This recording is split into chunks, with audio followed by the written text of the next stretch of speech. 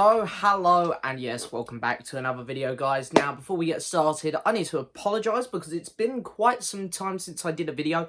The only reason for that is I've just been really busy lately, and there's only been one Blu-ray that come in, and I didn't get it on release date because Amazon messed up my package, which is very rare for them, in all honesty. I'm not going to fault them too much because I do like Amazon.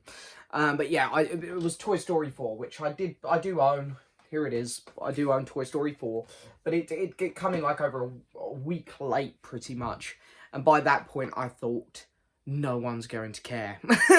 Everyone who wants to get it would have got it. So, I decided to skip unboxing that. But nevertheless, I am back here for another video. And this one is a video that I've been meaning to make for a while. I'm a little bit scared to make it because I know that this is something that people are going to have very strong opinions about. But hey ho, I'm going to do it anyway. This is my top 10 sequels, movie sequels. So this is purely my opinion, guys, okay? There's a couple films which people are going to say, how have you not included this? Why have you not included this?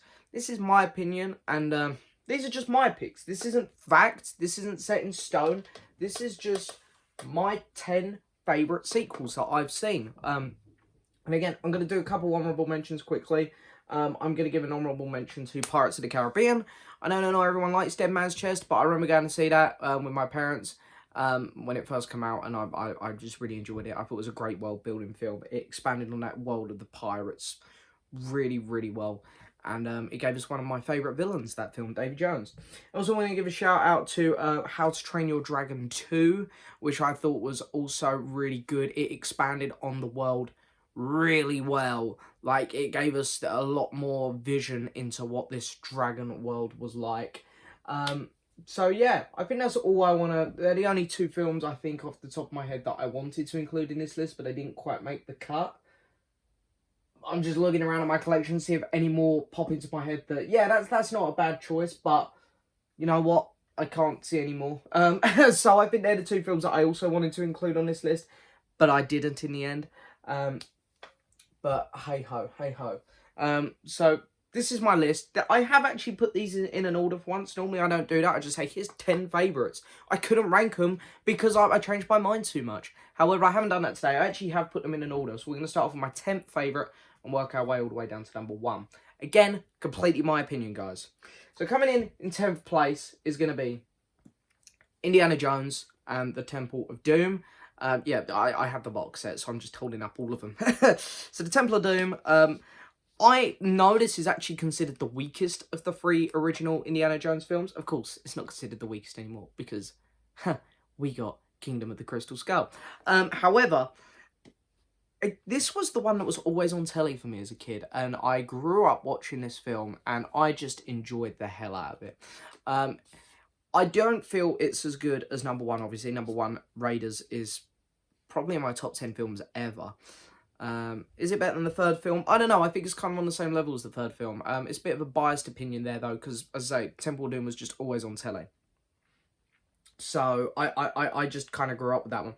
I really like the fact that it takes a completely different approach to the first film. It throws you in this very weird... the weird scenery. Like, it's a completely different place. It feels very different to the first film, whereas the third film kind of goes back to what the first film was like. The second one almost feels like it's its own thing. It's different. These characters feel a bit different, and I don't know, I really enjoy it. I think obviously not as good as the first, but I think it holds up really well. It's got a really fun story.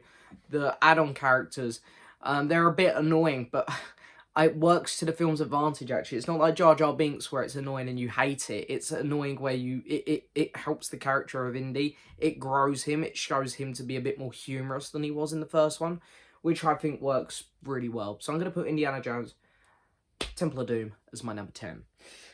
My number 9 is going to quite a new film, because a lot of these films here are older films. But we've got a new one here. We've got Captain America: The Winter Soldier, and this is the only Marvel film I chucked in the list. I went through my Marvel collection and went, well, what good sequels have Marvel had? And in all honesty, a lot of the sequels for Marvel tend to be their more disappointing films. Iron Man 2, not great. Age of Ultron, not great. Thor: The Dark World, not great. You know, Guardians 2, Some people really like that one, surprisingly. I just think it's okay. But the one sequel which Marvel did, which I love, is Captain America: The Winter Soldier. And up till this year, it was my favourite Marvel film. But I loved Endgame.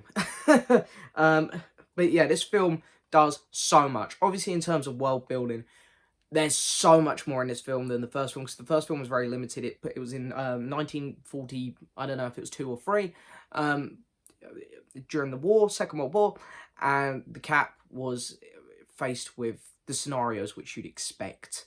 Red Skull, Hydra, very similar to, you know, the Nazis, except instead of just invading the certain countries, he just wanted to take over the whole world. So it was very what you'd expect for that time. Whereas this one here, it showed Captain America kind of like a fish out of water.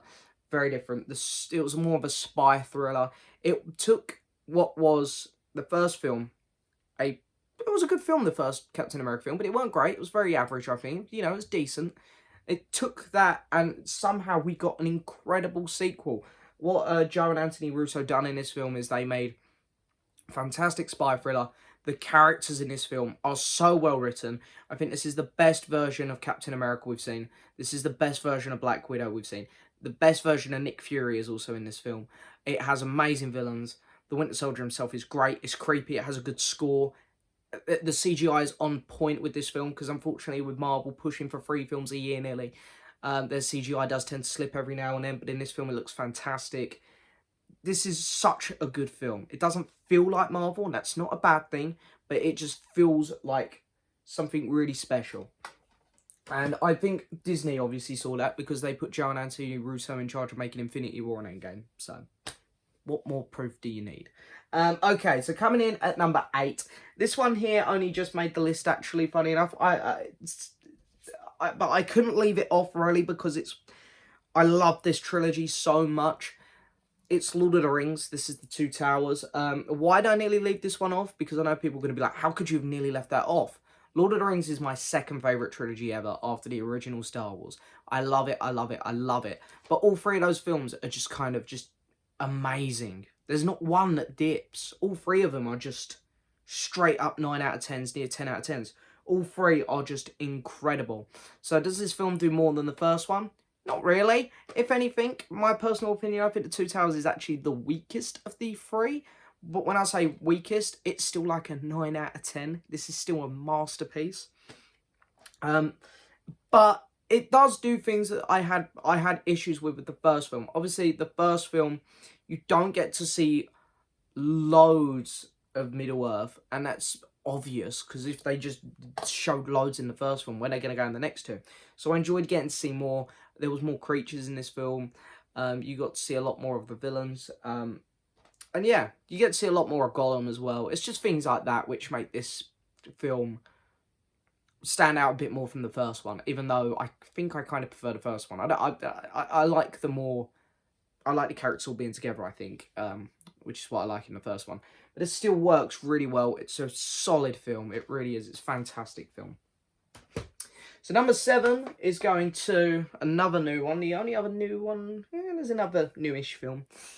This came out in 2017, I believe. This is Blade Runner 2049. Now, this was a grower for me. I've never been the biggest Blade Runner fan anyway, but this one, I watched it for the first time and went, yep, that was good. Don't get why everyone loves it, but then I watched it again and kind of started to appreciate that this is an amazing film. When it was coming up for release, everyone was saying, it's too late, it's not going to work, it's not going to be very good. Well, it was pretty damn amazing. This film works on so many levels. I think it actually did improve on the first one, which I actually am kind of gobsmacked to say. And I think a lot of other people would say that as well. Visually, it is so pleasing. It is so visually pleasing. The pacing is actually an improvement over the first one, which wasn't hard to do. The story is so good. The acting is incredible. And it's just some really, really interesting things that happen in this film, which I really like. In terms of world building, it really builds on this world a lot. Like, there's so much that happens in this film, which, it's like, I can't believe sci-fi hasn't touched on stuff like this before. And for a film nowadays to come out with stuff like that, it's quite impressive. Okay, so what are we up to? 3, 4, 5. This is number 6. This one's going to make people laugh, I think. You know what? I stick by it. Shrek 2. That's right, Shrek 2.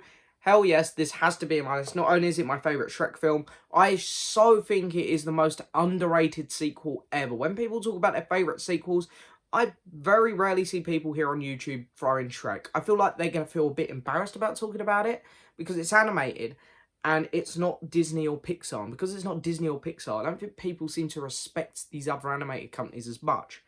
DreamWorks does like to put out a lot of fluffy animated films. However, they also have some amazing ones. We've got, alongside Shrek, we've got How to Train Your Dragons, and we've got the Kung Fu Panda films, which are also very good. But the first Shrek film was really good. It was a very innocent, really, really good animated film outside of the Disney and Pixar realm.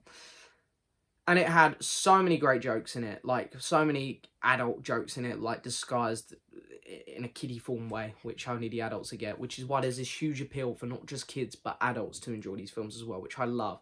But the second film built on that so much. It has, like, top 5 best finale fight scenes ever, with an awesome musical number over the top. This film is so good. It is so... I know that there's a lot of people out there who really like this film. I've never heard anyone say they don't like it.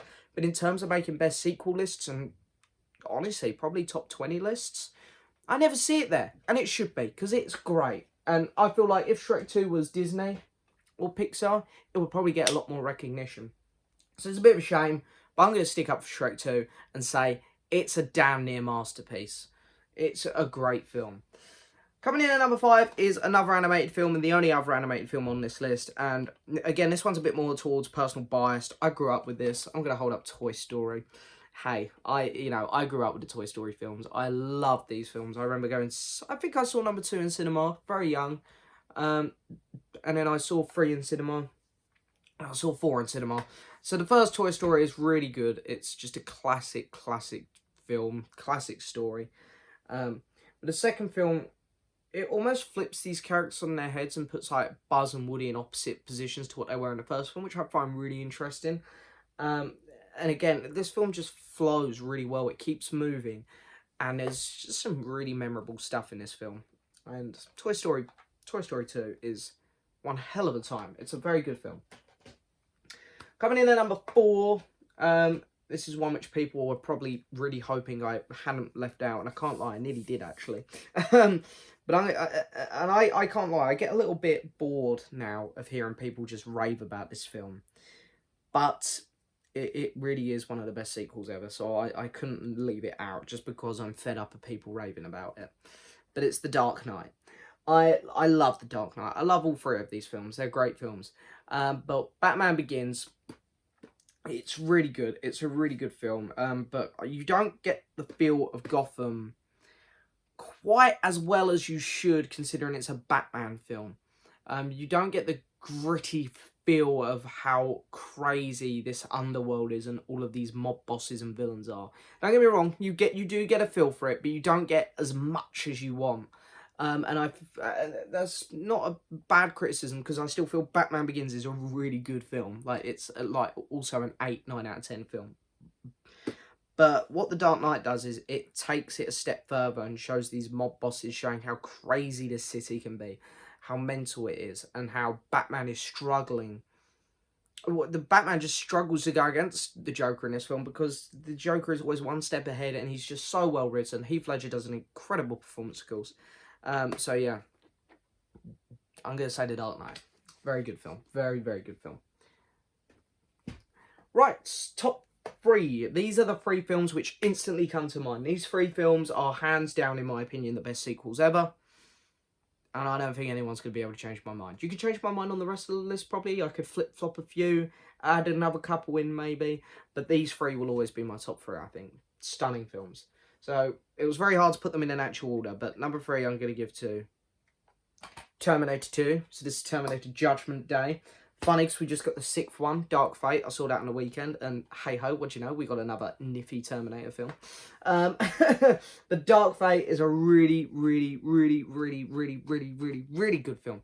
James Cameron is the king of sequels. It was so good, this film. It's just an action-packed thrill ride. At no points does this film get slow. At no point are you bored. It's great. It's down to a T. This is a damn near perfect film. Arnold Schwarzenegger, this is his masterpiece. The visuals for it, especially for the time, are just fantastic. The story is so well done, considering it is still kind of the same as the first one, where a Terminator gets sent back to kill. In this one, it's John Connor, and it keeps flowing, it keeps moving. It's a great paced film. The humour in it's good as well. Arnie is fantastic in it, and hands down his best. So coming in at number 2, James Cameron is damn right the king of sequels. Here it is, Aliens. So the first Aliens film, it's a fantastic film, the first one. It's classic. It's got a great tone to it. It's got some shocking revelations in it, which had never been seen on film before. But probably because of its age, it's a very slow-paced moving film. It's fine. I don't mind slow-paced moving films. It still works really well. This film here, it's Aliens. There's more than one. This is a full-on action film. And yeah, is that going to work for an Alien film? Hell yes, it does. This film is intense. It's groundbreaking. Everything about this film, it makes me... It's not scary like the first Aliens film, where the alien jumps out, you don't know when it's coming. But it's scary as in, you just don't know when all of a sudden they're all going to just pounce on... You don't know where all these aliens are. They're in the same building as them. They know they're there. The aliens know that the humans are there. It's really crazy. The action sequences are fantastic. The visual effects are incredible. There's very few things I dislike about this film. It's a tad slow at the start, yeah, but it's got great character building. You get to know this main squad that you know you're going to be left with after the first wave of attacks from the aliens. So you get to know this squad and you really feel attached by them. So when at the end some of the characters start going, it's a hard watch because you feel like connected to these characters. And the film's, you know, you've only spent 2 hours with these characters. And that just shows how good it is. James Cameron, king of sequels. Unfortunately, he's been letting himself down a bit lately, so we'll see what he can do with Avatar 2. Now, number 1, again, bit of biasness, but I think I'm allowed to say this one because I'm pretty sure most people put this in their top 3. And again, I don't have this film individually, so I'm going to hold up a box set, but it is Star Wars, Attack of the Clones. No. It's Star Wars, The Empire Strikes Back, of course. You know, I know it's technically the full film, but in terms of Star Wars getting made, it was the second one. So Empire Strikes Back follows up. I don't know what one's my favourite out of Empire and A New Hope. I flip-flop them all the time, but they're both my 2 favourite films ever. Like, if I was to do a top 10 films, it'd be A New Hope and Empire 1 and 2. But it just, again, it expands, kind of like Blade Runner 2. It just expands on this world so much more than you thought it could. You know, I'm trying to put myself back in 1977 when the first Star Wars film came out. How much further did I think this universe would go? Wow, we got a snow planet, which just looks amazing. We got these giant walkers. We go to a cloud city. We go to Dagobah, which is just I suppose that ain't the coolest looking planet, but then we get to see Yoda.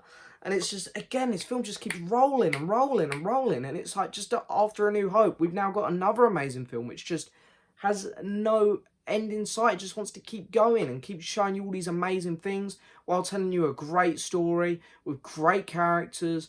Vader is just amazing. And yeah, Empire Strikes Back. It's really a perfect film, I think. Perfect film. And yeah, fantastic. And I love all the stuff that's come off the film as well. Like, that's the thing about the Star Wars universe, which I love. All these characters that show up for small scenes, they all get expanded on the expanded universe as well. Like, the bounty hunters that you see, like Bosk and Dangar. It's so good. I love it. But they are my top 10 sequels at the minute. Because, hey, who knows? Who knows what sequel might come out next and blow my mind. Because, you know, Blade Runner was only a couple of years ago. And then all the rest, you know, getting on a bit now. Dark Knight was a good 10 years ago now. So they are getting on a bit, all these other ones. But hey-ho, I'm sure we'll get some more good ones eventually. But that is it for this video, guys. I hope you've enjoyed it as always. Don't forget to hit that subscribe button, like the video, leave a message, and I'll see you guys next time for another video. Bye-bye.